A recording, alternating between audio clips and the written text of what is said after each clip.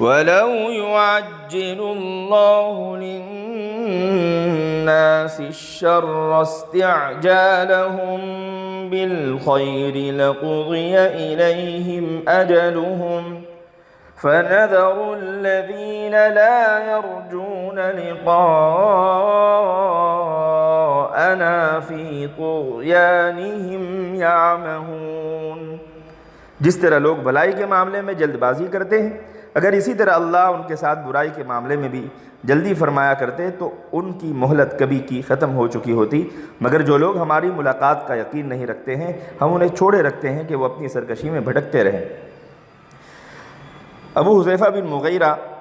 ایک مشرک تھا، وہ اور بعض اور مشرکین یہ کہا کرتے تھے کہ خداوند اگر قرآن مجید واقعی آپ کی طرف سے ہے تو ہم پر آسمان سے پتھر برسا دیجئے یا کوئی اور عذاب نازل کر دیجئے، لیکن اللہ تعالیٰ کا کرم یہ ہے کہ اللہ تعالیٰ ایسی بد دعا کو جلدی قبول نہیں کرتا بلکہ اسے مؤخر کرتا ہے اور ڈھیل دیتے رہتا ہے تاکہ ان کی سرکشی پوری طرح واضح ہو جائے اور ان کے لیے عذر کا کوئی موقع نہ رہے۔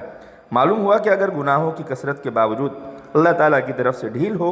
تو اس سے مطمئن نہیں ہو جانا چاہیے کہ ہمارا عمل مقبول ہے یا یہ کہ اللہ تعالیٰ سزا دینے پر قادر نہیں، نعوذ باللہ۔ اللہ تعالیٰ ہر حال میں،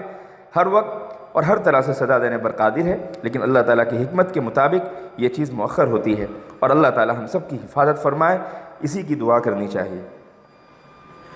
وَإِذَا مَسَّ الْإِنسَانَ الضُّرُّ دَعَانَا لِجَنبِهِ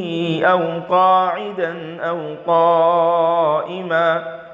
فَلَمَّا كَشَفْنَا عَنْهُ ضُرَّهُ مَرَّ كَأَن لَّمْ يَدْعُنَا إِلَى ضُرٍّ مَّسَّهُ كَذَلِكَ زُيِّنَ لِلْمُسْرِفِينَ مَا كَانُوا يَعْمَلُونَ۔ جب انسان پر کوئی مصیبت آتی ہے تو وہ ہمیں پکارتا ہے، لیٹا ہو یا کھڑا ہو یا بیٹھا ہو، پھر جب ہم اس سے اس کی مصیبت دور کر دیتے ہیں تو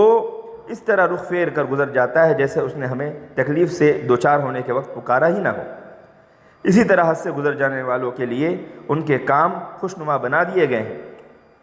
انسان کی فطرت یہ ہے کہ انسان پر جب کوئی مصیبت آتی ہے تو اس وقت وہ جس حال میں بھی ہو، لیٹا ہو، کھڑا ہو یا بیٹھا ہو، خدا ہی کو پکارتا ہے۔ ان تینوں کیفیتوں کا ذکر اللہ تعالیٰ نے اس لیے فرمایا کہ جب کوئی شخص تکلیف میں بھی قرار ہوتا ہے تو کسی ایک حالت پر نہیں رہتا بلکہ وہ اپنی حالت کو بدلتا رہتا ہے، کبھی لیٹتا ہے، کبھی بیٹھتا ہے، کبھی کھڑا ہوتا ہے، اور چونکہ زیادہ تر لوگ اسی حالت میں رہتے ہیں اور اپنے لیے رہنا پسند کرتے ہیں، اس لیے سب سے پہلے اسی کیفیت اور تینوں کیفیت کو ذکر فرمایا گیا،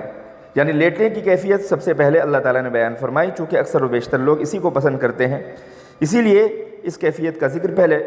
اللہ تعالیٰ نے فرمایا۔ اس سے یہ بھی معلوم ہو گیا کہ دعا کرنے کے لیے کوئی خاص کیفیت ضروری نہیں، دعا کھڑے ہو کر بھی کی جا سکتی ہے، بیٹھ کر بھی اور لیٹ کر بھی۔ اللہ تعالیٰ نے اس آیت کریمہ میں انسان کی ایک اور نفسیاتی کمزوری کو بھی بتا دیا کہ جب اس پر خوشی، فراوانی اور آسانی کے دن آتے ہیں تو مصیبت کی گھڑیوں اور پریشانی کے لمحات کو بھی بھول جاتا ہے اور اپنے محسنوں کو بھی بھلا بیٹھتا ہے۔ اس لیے انسان کو ہمیشہ اپنا جائزہ لیتے رہنا چاہیے کہ کہیں وہ احسان فراموشی میں تو مبتلا نہیں۔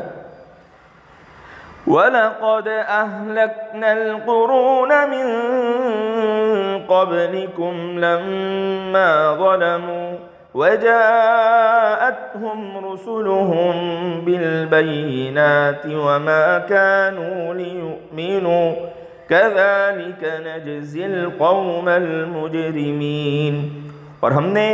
تم سے پہلے بہت سی قوموں کو اس وقت ہلاک کر کے رکھ دیا جب انہوں نے ظلم کیا، حالانکہ ان کے پاس ان کے رسول واضح دلیلیں لے کر آ چکے تھے اور وہ تو ایمان لانے کو تیار ہی نہیں تھے۔ ہم جرم کرنے والوں کو اسی طرح سزا دیا کرتے ہیں۔ معلوم ہوا کہ جب کسی قوم پر دین کی طرف دعوت دینے اور حق کی طرف بلانے کا حق ادا کر دیا جاتا ہے پھر وہ ایمان نہیں لاتے تب ان پر اللہ کا عذاب آتا ہے۔ آج پوری دنیا میں ایمان سے محروم لوگوں کی طرف سے مسلمانوں پر زیادتی کا سلسلہ جاری ہے، لیکن پھر بھی اللہ تعالیٰ کی طرف سے ان کی پکڑ نہیں ہوتی۔ یہ اسی لیے ہے کہ مسلمانوں نے ان کے سامنے اسلام کی دعوت پیش ہی نہیں کی اور تبلیغ دین کا حق ہی ادا نہیں کیا، لہذا مسلمان بظاہر تو مظلوم ہیں لیکن اللہ تعالیٰ کے اس قانون کے مطابق ظالم ہیں کہ انہوں نے اللہ تعالیٰ کے بندوں تک ایمان کی امانت کو پہنچایا نہیں جو ان کی بنیادی ذمہ داری تھی۔ اللہ تعالیٰ ہمیں اس ذمہ داری کو ادا کرنے والا بنائے اور اس آیت کو سمجھ کر بصیرت کی نگاہ سے دیکھنے والا بنائے۔ اللہ تعالی ہم سب کی حفاظت فرمائے اور اللہ تعالی ہمیں داعی اسلام بنائے۔